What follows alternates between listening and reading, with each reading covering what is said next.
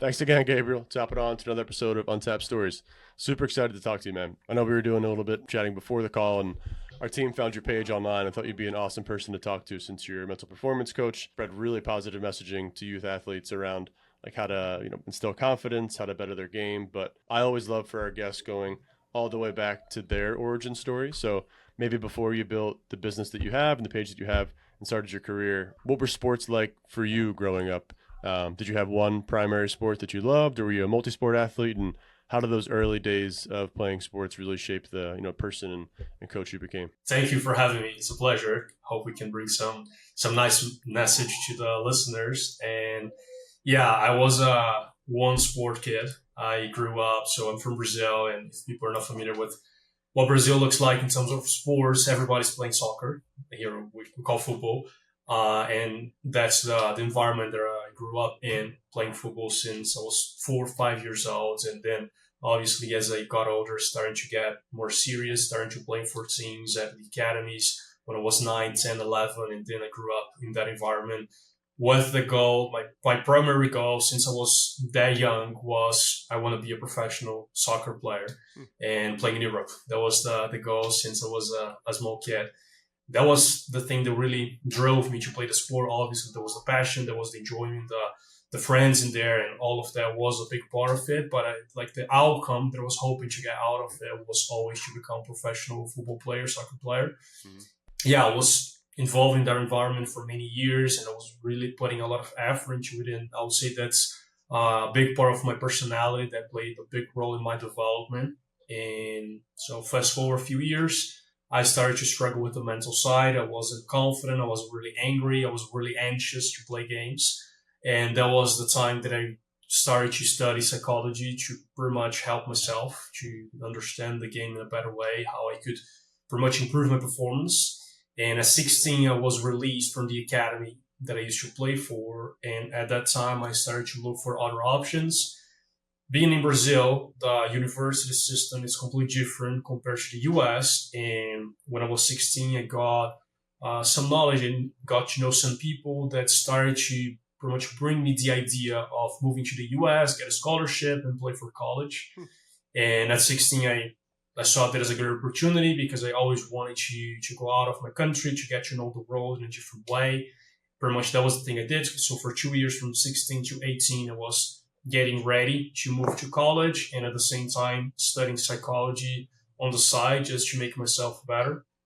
When I went to the US, my freshman year there, I played 4 games, got injured, and then couldn't play for the rest of the season. Mm-hmm. And there was less than a month living in the US, so a lot of transitions, and I got there, got injured, no longer able to play.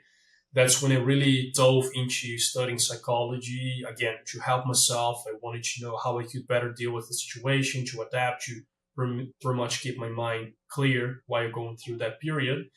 Fast forward 2 years from my sophomore year to junior year, I decided that I was not going to try to play professionally anymore because of injuries, because I was no longer enjoying, because it didn't make sense in my mind to continue on that path. I was 20. I changed my major. Actually, before I was doing business administration. Okay. Then I changed it for a double major in business administration and psychology because I wanted to start working with athletes and study psychology and looking into the future. That was pretty much my new dream. I was no longer trying to play professionally. I was now trying to become a mental coach, a sports psychologist, to work with athletes, to pretty much help them in the area that I was struggling before for a few years. And then fast forward another years, I graduated in college, go back to Brazil, started my master in sports psychology, started to do that online from back home, and then started working with athletes all over the world. So I started posting on Instagram and pretty much sharing content about sports psychology. And that was a few years ago. So I first started posting on Instagram in 2017. So almost 9 years ago. It was completely different. There were not a lot of people posting about it, sharing content on it. So it was really interesting at the time. One of the first people talking about that, it was something that excited me. And that's pretty much how I grew my business, how I do what I do today. I posted online, athletes started seeing that. A lot of athletes started to see the importance of that, to really see that as an opportunity to make them better. I think this is a topic that we can get into later on, but my idea when posting online was always to position psychology, to show the mental training, the psychological game as a competitive advantage rather than something that's wrong with me. And that's how I operate today. My main goal when working with athletes is not pretty much to treat a psychological disease. It's to help them get better, to improve their performance, to have more focus, to better control their anxiety, their insecurity, self-doubt, all of those things that have to do with the mental side. And athletes know that it impacts. When you're playing a game, you can pretty much notice before the game begins how you're going to play based on how you're feeling. Yeah. And pretty much that's what I do today. I help athletes, professional athletes, elite athletes to have a better performance, to improve their careers, to improve their performance. Obviously, well-being comes along with that. But if you ask me what athletes text you, what is the first conversation that you have with athletes, with a new athlete that I'm going to work with, it's always, I need to perform better. I know that I have more to this, but things are not flowing naturally. First off, a super cool origin story. I love when people have, and I'm kind of in the same boat for Athletes Untapped, when you have an issue, you recognize a problem, and then you actually go out and you cure it for yourself first, and then you think, I can multiply that, either build a business or a marketplace around it. So kudos to you for doing that. I would say I've been in sports in this business for a long time, so naturally I understand the need for the mental side of the game. I think it really, if you're going to become an elite athlete, it comes down to proper athletic training, proper nutrition, and proper mental training too. I think a lot of people forget the mental training and the nutrition. How do you get that across to a young athlete? Because if you're a pro athlete, you maybe have somebody on your team or somebody who's done it, maybe even like an in-house counsel. But if you're 11, 12, 13, 14 years old coming up, you have talent, but you start to hit those roadblocks. How do you get that point across that mental training is an asset? And again, which I think for a lot of parents and kids, it might be scary thinking, kind of like you said, you're treating a disease or something's wrong with me. But how do you frame that mindset for them where it's a bonus and not something that they should be worried about or anxious about doing? Yeah, for younger athletes, I think the easiest way to share the message is through their examples. So, and luckily today we have a lot of those. If you take the best athlete of each sport, so if you take Nadal, Djokovic, Cristiano Ronaldo, LeBron James, if you take all of those guys, they all preach about the mental side.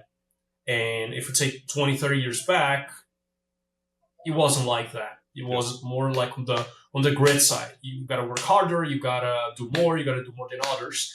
Today, we have a different approach to that. If you look, there are countless of interviews of those athletes preaching about the mental side. And when you are a young athlete coming up, especially because this area, the psychology is something that's, you can touch it. You can see that your muscle is bigger. You cannot see that you're sprinting faster, that you're shooting stronger. It's intangible. So sharing that message for a young kid, the easiest way is to show, you want to be like those guys? This is what those guys are doing. Yeah. Those guys they're working hard, they're sleeping well, they're eating right, they're training the psychological side. And if you want to be like them, here are the tools that we can do, the same tools that they are doing, that you can use whenever you want. Do you want that? I think that's the easiest way, because we're essentially not describing all the benefits or the reasons why or the studies or all of those things that can come across as very boring to a young athlete. Yeah. We're showing those guys are doing that. Do you want to be like them? And if they are going that path of trying to be better, especially when it comes to a competitive side, if they really want to go into college or if they want to go into play professionally, if they want to go into a D1, most likely they're going to say, yeah, give me that. I want to be like those guys. And we've heard somebody say it before, I forget which guest, but it's kind of like tying it to goals, it sounds like, right? So if you want to get to X, Y, and Z level, or if you want to play in college or pro, not that it's a given, but most of your even competitors and your peers will be doing this. So if you want to give yourself that leg up, it's kind of a non-negotiable, whether you're doing it, with somebody like yourself on a paid schedule, even understanding what it is. I think not realizing that it's an actual part of a lot of people's game nowadays is a big mistake. A lot of people just think it's the weight room, it's my performance, and that's that. But there's so much more to athletes with how competitive it is in today's landscape. But I guess when you have athletes come in, What's one of the biggest misconceptions about mental performance that you've seen and you have to debunk? Is it athletes thinking that something is wrong with them, or is it typically like they think that, confidence should be naturally given? Like what do people mostly come to what kinds of questions do they bring to you? And how do you, help them debunk that or help them quickly overcome the issues they're seeing? I'm gonna answer your question, but I think one of the thing that's very interesting, like a common thread among those athletes, is that they're gonna try a lot of things before they go into the mental side, and a lot of them have the idea that, and this is something that happens with a lot of them, they go into games and then feel more tired compared to training. They have in professional sports, they have all of their metrics. They're using their GPS and they know how much they're running, how much they're sprinting, and all of those things in training. And then they go into the game and they're not able to produce the same levels of effort. And what I think is, I need a better recovery, I need a better sleep schedule, I need something with any tool, a new gadget, anything outside of the psychological game. And they're going to try those things for a few months, maybe even years. And then they come to me and say, oh, look, I'm stressed, I have these thoughts, I have like all the symptoms that are related to the psychological side. And then we start working on it for a few weeks, pretty much trying to reduce that tension, that stress that comes before games. And now they're able to produce even better levels of effort compared to training in games because their physiology is in a different way. So I would say this is like the biggest misconception that they have, is that when your physiology or your levels of effort are not able to be reproduced in games, you have to train harder. And when we think that way, when we're looking back and connecting the dots, it's quite obvious. If you're able to produce those things in training and you're not able to produce those things in games, the reason why, it's not your physiology. You have the same body, you have the same skills, you have all the same, but your mind is not the same. And the way they try to go about that is, I shouldn't have a lot of them. I shouldn't have the negative thoughts. I should just be optimistic, be positive, and repeat positive things to myself. And although that can be positive, but that's just a small fraction of the whole puzzle of the psychological game. There's like too much of it. It's like going to the gym, but only doing planks. Like there's so many other things that you can do. Yeah. And if you're not tapping into the potential of those areas, of this area of the psychological side, which is massive, you're going to leave a lot of potential, a lot of talent on the table that you're not utilizing, even though you're working hard to build those skills. I got to ask, because I played college and pro basketball, and I've seen so many guys that were more talented than me. And in practice, they would make every single shot. They'd be the best player. And then when the game comes, they would drop the ball because they were so nervous, or they wouldn't even, they'd be reluctant to take a shot. How do you, because I think that's a big dilemma for a lot of young athletes coming up, is that confidence once they step on the court. How do you help people, like you said, if you can see those metrics in practice or in training, what are some of the key aspects or the key tools that you were talking about that can help them then turn that into success on the field or the court? One guy that I work with, professional football player, he was very tense, had this problem. He started to cramp in games, and that never happened in training. And in his situation, the problem was the amount of expectations that he was setting for himself. And in a way, it made sense for him. So I go into one game, I perform okay. Now, when I go to the next game, I'm expecting myself to play above than okay. And then I go there and then I do it. And then the next game, I'm expecting myself to play incredibly well.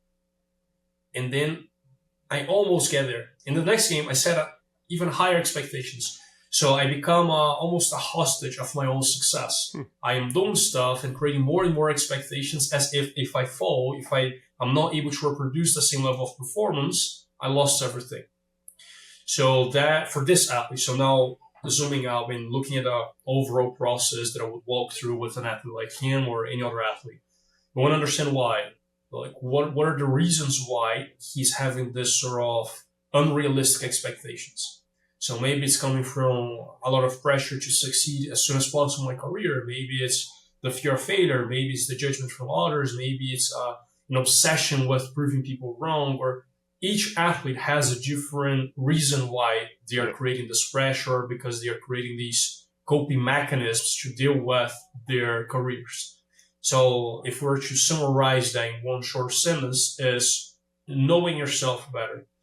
because we're all operating on those rules and the motivation, and a lot of the times we're not aware of what is driving us all the time. And if what is driving me is this obsession to look perfect or this obsession to achieve things as soon as possible, I'm going to carry all of that weight on my shoulders when I'm playing the game. And that won't allow me to play with freedom, enjoyment, and creativity. So the main thing there, if I'm to summarize the entire process in one sentence, is knowing yourself better and know where you want to go. Obviously, as we go through the process, there are different tools that we can use, different conversations, different reflections, different routines. But the main thing is know yourself better, where you are today and where you want to go. What do those things look like? The better awareness we have with those areas, the easier it is, the easier it becomes for us to make progress. The way we call this of knowing myself better, this interoception, is linked to better performance under pressure. There's a lot of studies on that, and it makes a lot of sense. If I know myself better, I know my beliefs, my ideas, my emotions, I can better adapt myself to those when I'm experiencing them, and that allows me to perform better under pressure instead of, I don't know why I fear this. I don't know why I have negative thoughts. I don't know why my body's more tense under pressure. And if I don't have pretty much the rules to play this game, I am going to make mistakes. Yeah. Dealing with setbacks. Because I feel like in today's day and age, there's such a pressure to be successful at 9, 10, and win every tournament or win every game or be the MVP.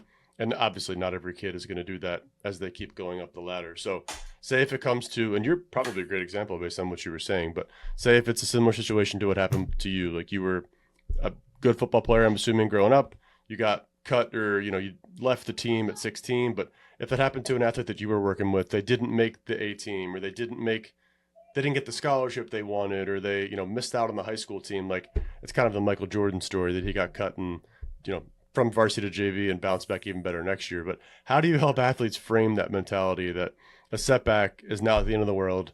People fail a lot, and that recovering from that is really the key to life. But when you're that young, like how do you get that across to them and help them actually see it as something that's not the end of the world?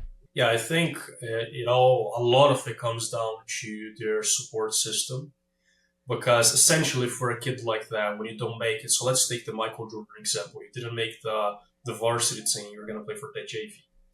There's a lot of factors involved in there. The social aspect, the sports aspect. Not going to be playing with my friends. The way that people are going to look at me at school is going to be different. I'm not among the best. People are going to look at me as the poor guy, the one who didn't make it, the weak. So the support system there, parents, friends, and coaches is very important. And if you were to get all of those people to share one message to that kid, is that it's part of the process. The more we zoom out, the smaller that setback looks like. But for a kid, it's extremely difficult to zoom out because you only got 10 years of life experience. Yep. And the power of the brain, and this is one of an interesting way that I like to look at it, is the part of the brain that is supposed to do this job of zooming out, of rationalizing, of changing perspective, is the prefrontal cortex. And that part of the brain is not fully developed until you are 25. So expecting a kid to be able to rationalize that situation, changing the perspective and approaching that in a positive way, we could say it's like 1%, the odds. It's very unlikely. And so if the brain of that kid is not able to operate in that way, we have to do this job, we have to give this role to other people, coaches, parents, friends. And the way that we do that is by pretty much conversation, by sharing experience, by showing examples.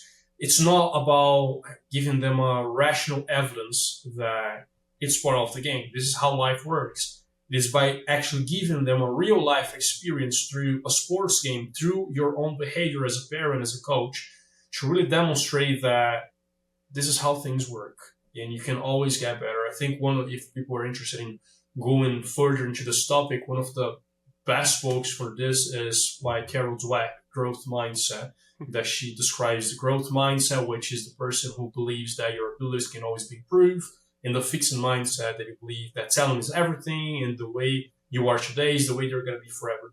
And when we really take that approach of a constant process of development and growth, we are much more likely to embrace those situations. But that's only possible, especially for 10-year-olds, when the environment around you shares that idea. I've experienced that even in my childhood, but I think a lot of people go through that because you all kind of like you growing up, you want to be a professional basketball player, you want to be a professional soccer player. When you don't reach that goal, then it's like, okay, I want to play in college. You and I both did that. Some people don't even get there, and that's okay. Like I've seen some people who don't play sports in college, but they wind up to go on to be amazing coaches or still have like access to sports because they work in sports. There's so many things you can do as you get to be an adult, but I think you're right. And I mean, the actual development part makes sense. But for kids, I always try to take the perspective of I run a sports company for a living. You're a mental performance coach for a living. So all this stuff is ingrained in us. But when you're talking to a 12, 13, 14-year-old, they don't live and breathe this stuff every day. They're in school where social pressures are, higher than ever. There's social media, like there's a million things weighing on them.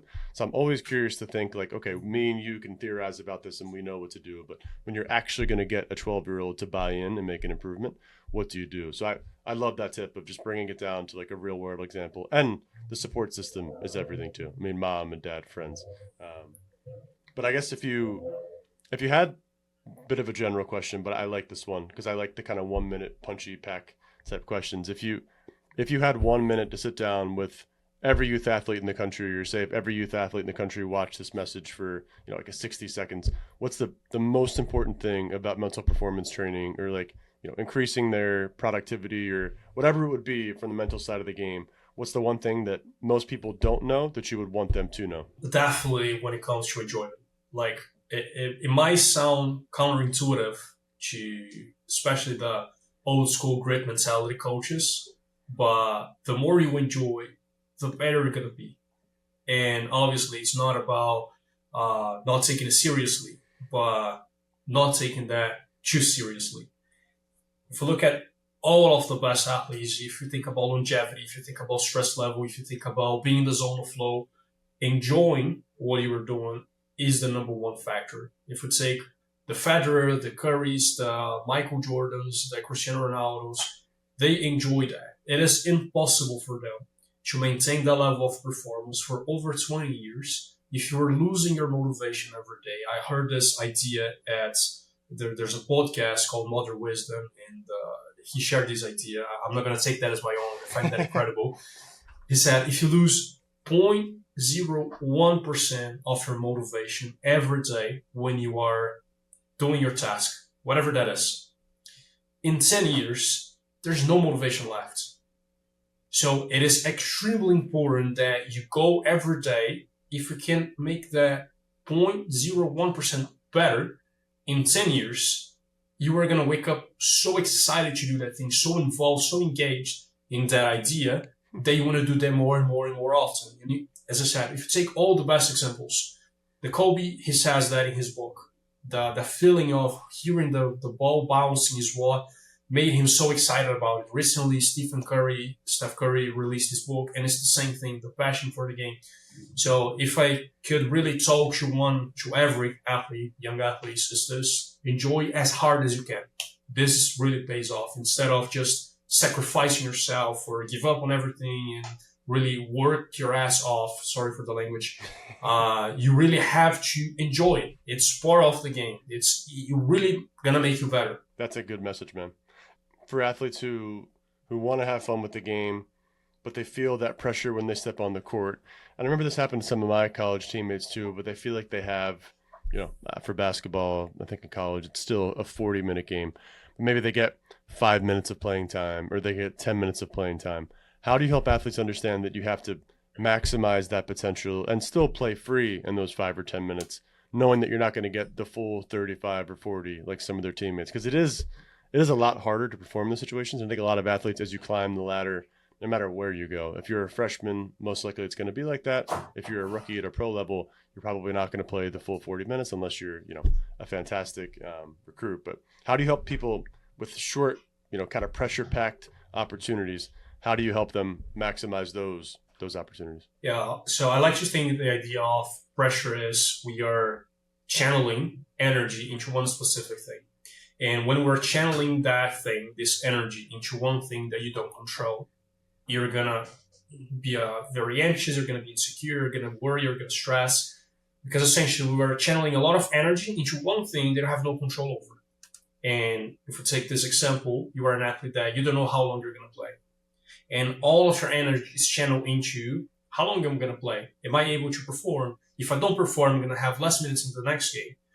If all of that energy is channeled into things that we don't control, it's going to destroy you. Instead, if we take all of that energy and we channel that into things that you do control. So as an athlete, pick 2 or 3 things that you really want to focus on. Those are going to be my metrics for success. I'm going to run hard. I'm going to be physical. I'm going to ask for the ball. I'm going to keep my body language. I'm going to communicate. Whatever you want to choose. But you choose specific metrics, specific instructions, and you're going to pressure that. I'm really going to communicate. I will really ask for the ball. I will really run hard. Okay, now I feel control. I feel that autonomy that's going to give me more motivation to perform the game.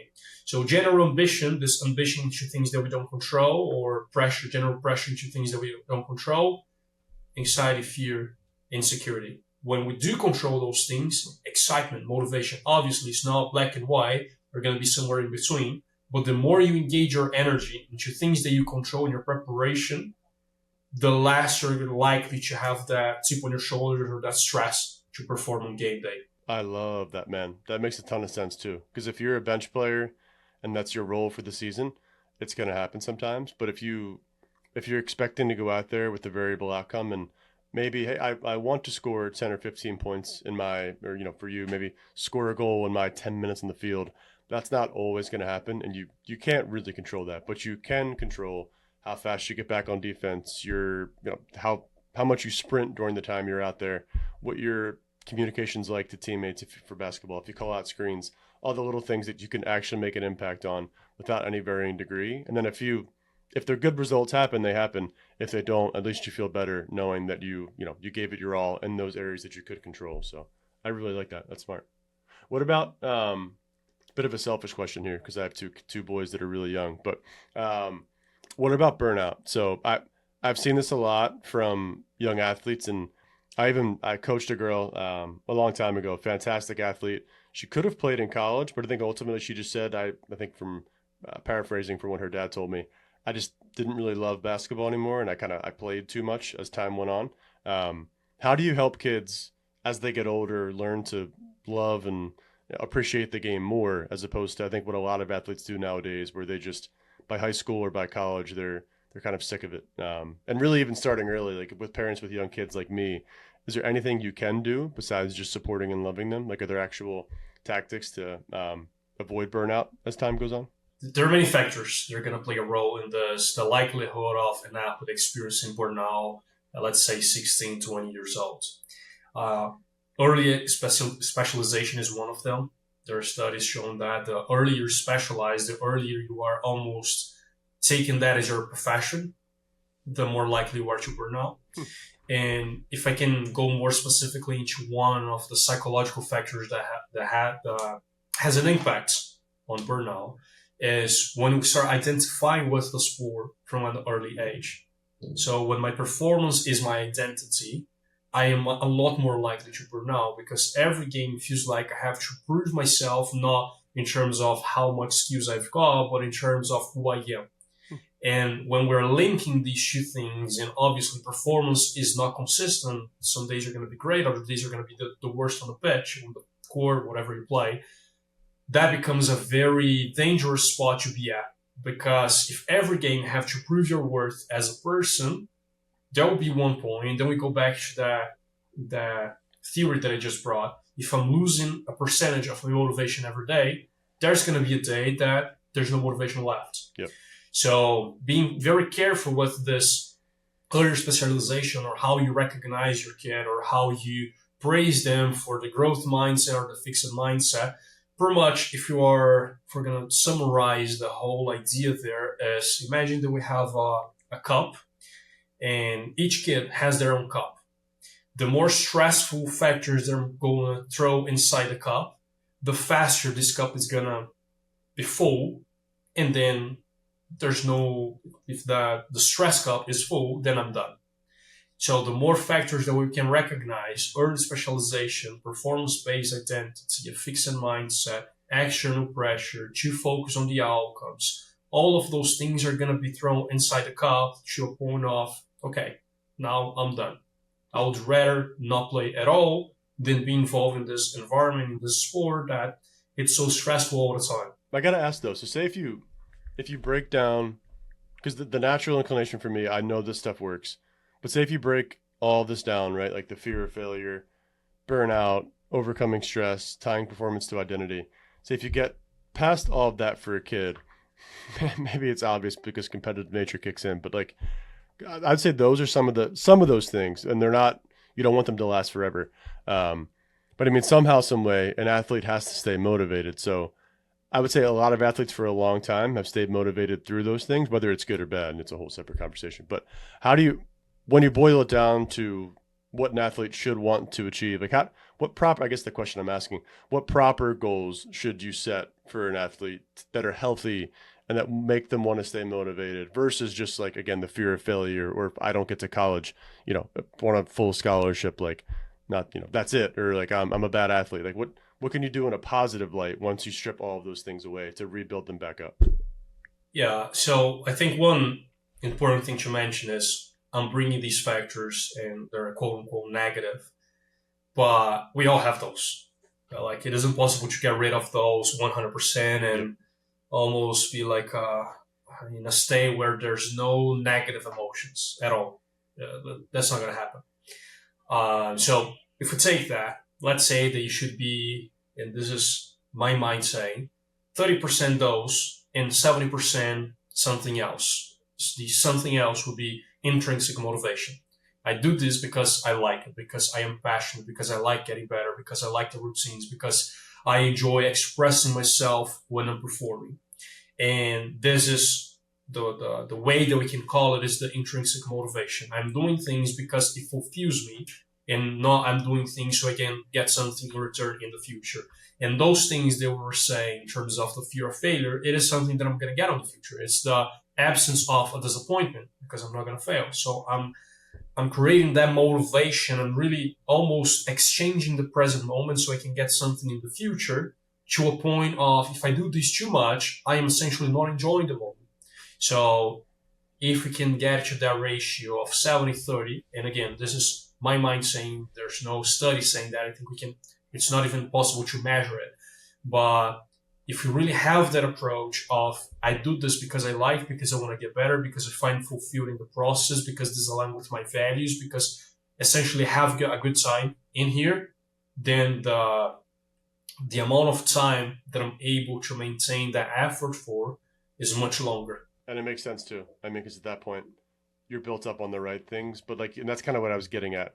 I mean, again, you can't ever get to zero in the bucket of fear of failure. Like those things are always going to be real. We're all human. But building it up with the right things, I think it makes a lot more sense. I got two questions left, Gabriel, but this one I'm excited to ask. So for maybe for parents and athletes who they hear this conversation, they're like, oh, mental performance training, it sounds interesting. I'm not sure if I'm ready to fully commit yet, or I don't know if I want to make that a primary, part of my training regimen. What's one, and you don't have to share names, obviously, but from your clients or people that you've worked with or any way you've had a relationship with, what's one really good real life example that you could share where you worked with somebody and because of your mental performance training, they went from A to B, or they made a certain team, or they reached the goal they were studying that they couldn't get to before working with you. So yeah, what's maybe your best example of an outcome that you've had from a client?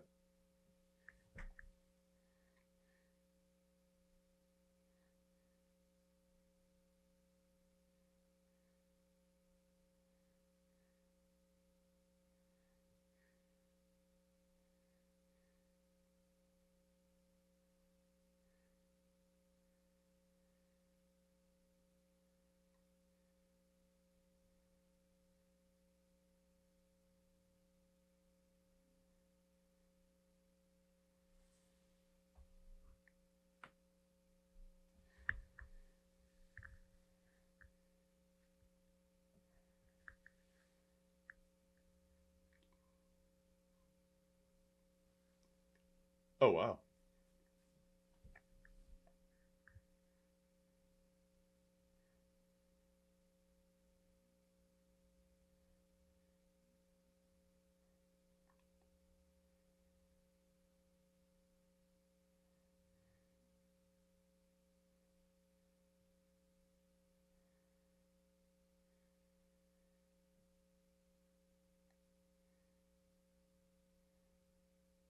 Yeah, yeah.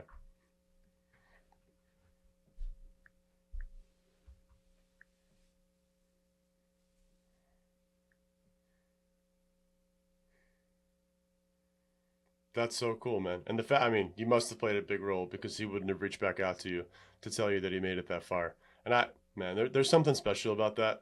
And that's what at Athletes Untapped, not to plug our, but we do the same thing. We connect athletes and coaches.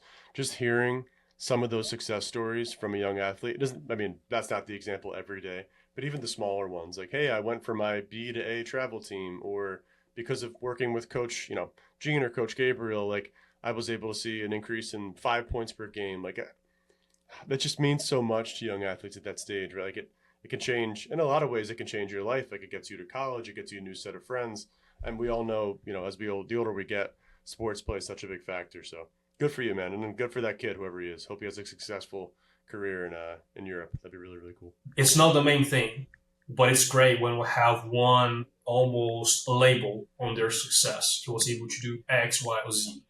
And when listening what that represents to them, it's a great feeling. And I think the coolest part too, before my last question, is the fact that they will. I mean, just knowing mental performance coaching, and having done a bit myself. I mean, you'll keep those tools for life. Like they apply to more than just sports. When you go into the business world, when you get married, like there's so many things that life can throw at you that might throw you off. But if you have that base, I mean, you're set up forever. But I guess my last question, Gabriel. I love asking this one because it usually puts people in a mindset going way back. So I think to start the conversation, we asked you about your early days of playing. Now that you've gone through this entire stint and you've built an awesome business, you've helped so many people. If you could go back to young Gabriel, maybe at 8 or 9, like the early days, from all that you've learned, what's one thing you would tell yourself, probably through mental performance training, that you think that could have helped you along the way from where you were then to where you are now? Don't take it so seriously. Have a good time. Have some laugh. Allow yourself to not be perfect. And obviously it changes from athlete to athlete, but the 10, 12, 14-year-old Gabriel, I know that's what he needed. I love that, man. I think somebody said the exact same thing a couple weeks ago.